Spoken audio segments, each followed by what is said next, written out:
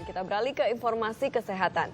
Mendengkur sebenarnya dialami oleh banyak orang ya Niko. Betul. Tapi tak banyak yang tahu kalau mendengkur itu salah satu alarm kesehatan tubuh kita. Maksudnya kalau ada yang mendengkur bisa jadi ada yang salah dengan kesehatan kita. Ya, benar sekali. Ini bisa menjadi pertanda adanya penyempitan pembuluh darah. Dan ini dia informasi selengkapnya.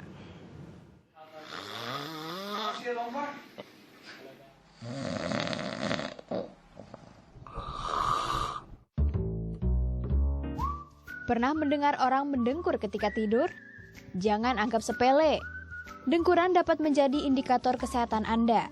Faktanya, tidak semua orang mendengkur ketika tidur. Dalam dunia kedokteran, mendengkur disebut dengan sleep apnea. Mendengkur bisa terjadi karena penyempitan pada saluran pernapasan. Penyempitan inilah yang menyebabkan otot pernapasan, lidah, dan tenggorokan melemah, sehingga suara dengkuran pun terjadi. Penyebab lainnya karena adanya benjolan pada tenggorokan akibat kegemukan atau penyakit tertentu. Dengkuran dapat menyebabkan penyebaran oksigen terhambat. Jika dibiarkan terlalu lama, orang yang mendengkur bisa kehabisan oksigen. Bahkan dengkuran dapat membuat napas seseorang berhenti untuk beberapa saat. Bila hal ini terjadi, dengkuran masuk dalam kategori berbahaya. Saat napas berhenti akibat dengkuran, jantung akan bekerja keras memompa darah untuk menyebarkan oksigen.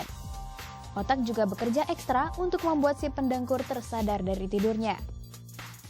Apabila dengkuran seseorang terdengar semakin keras, sebaiknya kita membangunkan orang tersebut. Jika tidak, dalam jangka panjang nantinya si pendengkur dapat terkena penyakit jantung koroner, hipertensi, diabetes, kanker, dan juga stroke.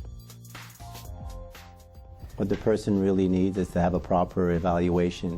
Anybody who snores should have a proper sleep evaluation to make sure that that is their only problem. Suara dengkuran bisa berfungsi layaknya alarm tanda bahaya bagi kesehatan Anda.